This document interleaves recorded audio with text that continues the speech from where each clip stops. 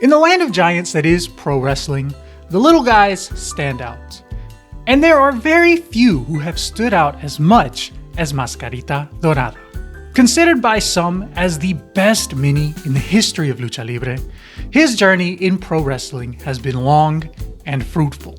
You may recognize him as El Torito from the WWE, Mascarita Sagrada 2000 from AAA, or even Mascarita Plateada.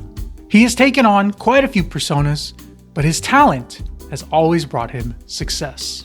Debuting in the year 2000 at the age of 17 under the name Speedy Gonzalez, he was quickly noticed and signed to AAA to take on the name of Mascarita Sagrada. He would technically be the third to use that name in AAA, the first being the original, the second being Mascarita Sagrada Jr. Mascarita remained with AAA from the years 2000 to 2007, and while working for AAA, he would win the AAA Mascota Tag Team Championship with a version of Mascara Sagrada. This was a title designed for a full-size member of the roster and a mini or a mascot to win together. He would also win the Mexican National Minis Championship twice as well.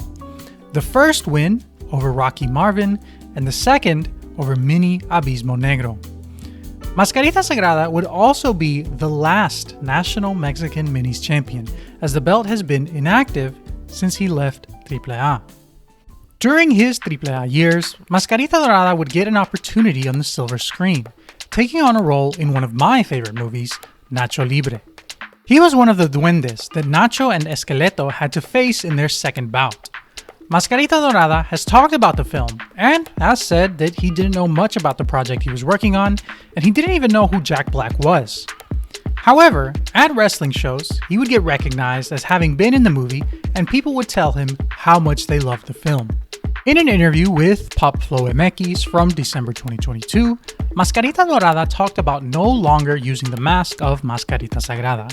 According to him, Antonio Peña approached Mascarita Sagrada to stop using the mask and take on a new one. Peña believed that Mascarita would still have fans no matter what mask he wrestled under because the people just loved to see him in the ring. Additionally, Peña was tired of the headache that came with the rights to use the Mascarita Sagrada name.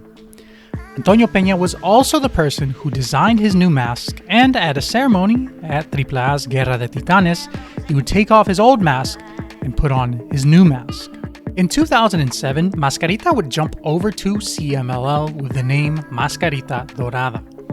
Mascarita Dorada has talked about when he was in CMLL, he was working 50% of his dates with CMLL and 50% independently. It was his first taste of the independent life. And while with CMLL, Mascarita Dorada would not win the Mexican National Lightweight title, nor the CMLL World Minis Championship, but he would challenge for both. If you get the chance, check out Mascarita Dorada against Pierrotito from September 23, 2009 for the Mexican National Lightweight title. This is a great match for a vacant belt that Pierrotito does end up winning, but Mascarita Dorada puts on a great performance. And if I'm recommending matches here, I'd also recommend Mascarita Dorada against Pequeño Damián 666, known today as Demus, from Sin Salida 2009 on December 4th, 2009. This is a match relámpago with a 10-minute time limit, and it's one of the best sub 10-minute matches I've seen. You can find both of these matches on YouTube, so go and enjoy. Then come back and tell me in the comments what you thought about them. One thing about minis is that they would usually get their name and image from a larger, more established luchador. Mascarita Sagrada is a smaller version of Mascara Sagrada. Pierrotito, a smaller version of Pierrot. Octagoncito, a smaller octagon. And so on and so on. However, Mascarita Dorada was the first ever to have a full-size luchador named after a mini. In 2008, a luchador known as Metalik was repackaged with the Mascara Dorada persona, and he would have success in CMLL, at one point holding 4 different championship belts. He would also work for New Japan and eventually make his way to the WWE under the name Gran Metalik. In 2023, a new Mascara Dorada was revealed, Máscara Dorada 2.0. This would be a luchador formerly known as Panterita del Ring Jr., a young but really good prospect. At some point in the last year, the 2.0 was dropped and he is just now Mascarita Dorada. Since his change in personas, he's continued to be on fire, winning La Leyenda de Plata and the CMLL Universal Championship Tournament, and being the runner-up for the Gran Alternativa tournament. And another note here, he had just won the Gran Alternativa the year before as the rookie for Místico. Although, when he won it, he was still going by the name Panterita del Ring Jr. Anyway, back to the topic at hand. After leaving CMLL in late 2011, Mascarita Dorada would continue working various independent promotions and make regular appearances for AAA again. Then, in 2013, Mascarita Dorada was signed to the WWE and given the character of El Torito.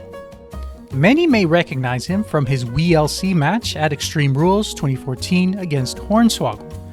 Mascarita Dorada would remain with WWE until 2016, and in that time, he would record wins against two future WWE champions in singles competition, both Jinder Mahal and Drew McIntyre.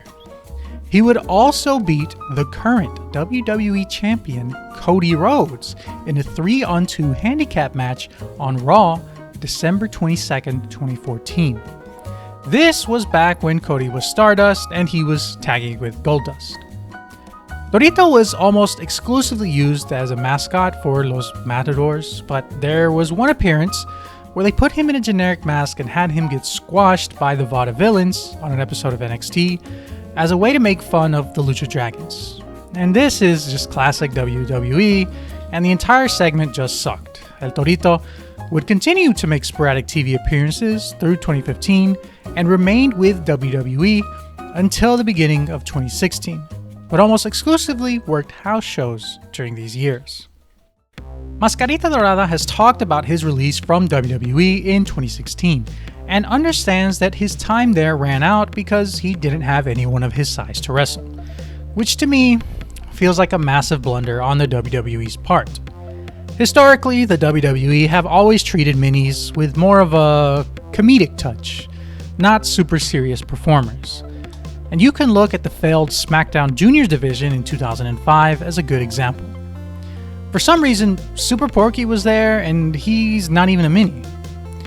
They had about 7 matches, with none being presented as serious encounters, despite having some pretty solid performers, such as the original Mascarita Sagrada and Pierrotito. And I think this is a shame overall because there are many minis who are incredibly talented and deserve the same opportunities larger, more boring wrestlers get. And I'm not saying they had to center the entire show around a minis division or anything, but with Mascarita Dorada, you have one of the absolute best guys to ever wrestle as a mini on your roster. Get a couple of high-level guys around his size and, just let him go crazy. It's a slam dunk. After the WWE, Mascarita Dorada has appeared in various promotions such as The Crash, a single episode appearance in Lucha Underground, and AAA. In 2020, he even put the Mascarita Sagrada mask back on for a few matches in AAA. Currently, Mascarita Dorada is working on the independent scene. He has wrestled in 28 different countries and most recently worked on the GCW Cinco de Mayo show. He is a great performer, and if you've never seen any of his work, I hope this video motivates you to check out some of his matches. Thank you again for watching, and see you next time.